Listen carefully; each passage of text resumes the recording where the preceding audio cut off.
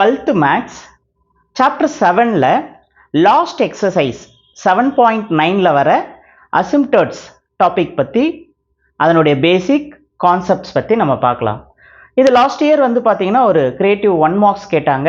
அப்போ ஸ்டூடெண்ட் எல்லாம் கன்ஃபியூஸ் பண்ணிக்கிட்டாங்க. இந்த பேசிக் தெரியாததால் எல்லாரும் வந்து ஆன்சர் தப்பாக எழுதியிருந்தாங்க. ஸோ எல்லாருக்குமே வந்து 99 அப்படி தான் மார்க் வந்தது, ஏன்னா ஒரு மார்க் போயிடுச்சு. ஸோ இந்த பேசிக் எப்படி ஈஸியாக அண்டர்ஸ்டாண்ட் பண்ணிக்கலாம் அப்படின்னா, நீங்கள் ஒரு XY பிளேனில் ஒரு சர்க்கிளை முதல்ல ட்ரா பண்ணிக்கோங்க. அந்த சர்க்கிள் கவனிங்க, ஒரு ஸ்ட்ரெயிட் லைன் நான் ட்ரா பண்ணியிருக்கேன். அந்த ஸ்ட்ரெயிட் லைன் வந்து அந்த கர்வில் 2 புள்ளியில், அதாவது 2 பாயிண்டில் டச் ஆகுதுன்னும் போது அதுக்கு பேர் உங்களுக்கு தெரிஞ்சிருக்கும் சீக்கண்ட். அதே மாதிரி ஒரு கர்வில் ஒரு பாயிண்டில் நமக்கு டச் ஆச்சுன்னா அந்த லைனை நம்ம என்ன நேம் சொல்லுவோம்? டேஞ்சன்ட். இது ரெண்டும் ஏற்கனவே நம்ம படிச்சிருப்போம். இப்போ பாருங்கள், இதுக்கு க்ளோஸாக ஒரு லைன் நான் ட்ரா பண்ணியிருக்கேன். அந்த லைன் வந்து பார்த்தீங்கன்னா ஒன் ஆஃப் த அசிம்ப்டோட்ஸ் அப்படின்னு சொல்லுவோம், அதாவது தொலைத்தொடுகோடுகள். அது என்ன அர்த்தம் அப்படின்னா, டேஞ்சன்ட்னா ஒரு பாயிண்ட்ல டச் ஆகுது. இதுக்கு இந்த லைனுக்கு க்ளோஸாக, அதாவது அந்த கர்வுக்கு க்ளோஸாக ஒரு லைன் வரைஞ்சிருப்போம், ஆனால் அந்த பாயிண்ட்டை டச் பண்ணாது, அந்த கர்வை டச் பண்ணாது.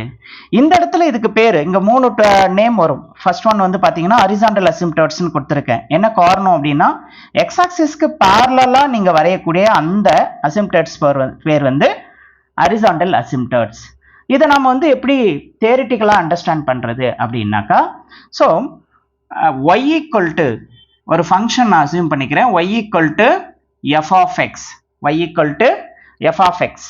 இந்த ஃபங்க்ஷன் வந்து ஒரு ஹரிசாண்டல் அசிம்ப்டோட்ஸாக இங்கே அமையுமா அப்படின்னு நம்ம வெரிஃபை பண்ணணும் அப்படின்னா இதுக்கு லிமிட் அப்ளை பண்ணும். எப்படி லிமிட் அப்ளை பண்ணுவோம்னா கவனிங்க, y equal to limit x tends to infinitive.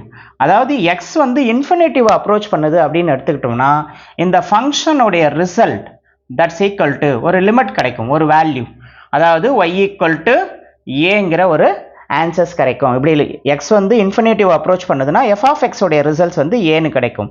அந்த வேல்யூ வந்து y ஈக்குவல் டு ஏ அப்படின்னு நம்ம எடுத்துக்குவோம். இந்த ஆன்சர் வந்து பார்த்தீங்கன்னா இந்த எக்ஸ் ஆக்சிஸ்க்கு பேரலா அமையும். அப்போ அதனுடைய நேம் வந்து ஹரிசாண்டல் அசிம்ப்டோட்ஸ் அப்படின்னு கொடுக்குறோம். And second one vertical அசிம்ப்டோட்ஸ்.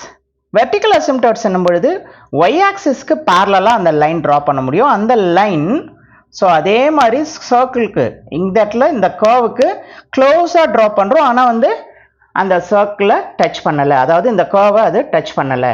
அந்த லைன் வந்து பார்த்தீங்கன்னா வெர்டிக்கல் அசிம்ப்டோட்ஸ்னு சொல்கிறோம்.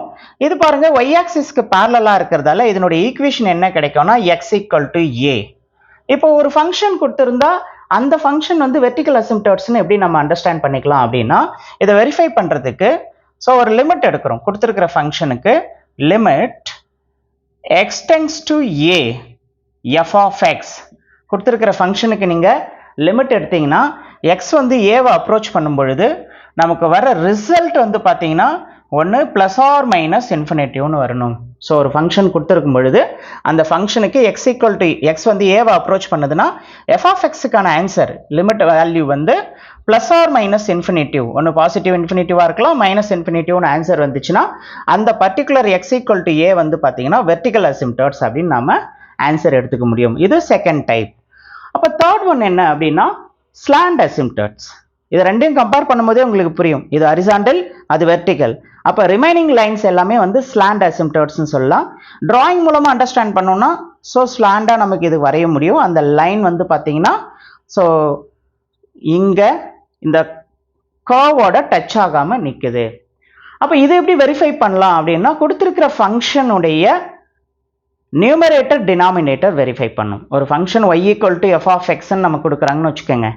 அந்த ஃபங்க்ஷன் வந்துட்டு நியூமரேட்டர் டினாமினேட்டர் செக் பண்ணும் பொழுது அதனுடைய degree, the degree of numerator is greater then, அதாவது நியூமரேட்டருடைய டிகிரி வந்து டினாமினேட்டருடைய டிகிரியை விட அதிகமாக இருக்கணும். அப்போது டிகிரி ஆஃப் டினாமினேட்டர், அதாவது degree of numerator is greater than degree of டினாமினேட்டர்னு ஒரு ஃபங்க்ஷன் அமையுதுன்னா அந்த ஃபங்க்ஷனில் ஸ்லாண்ட் அசிம்ப்டோட்ஸ் கட்டாயமாக நமக்கு கிடைக்கும். தேங்க்யூ.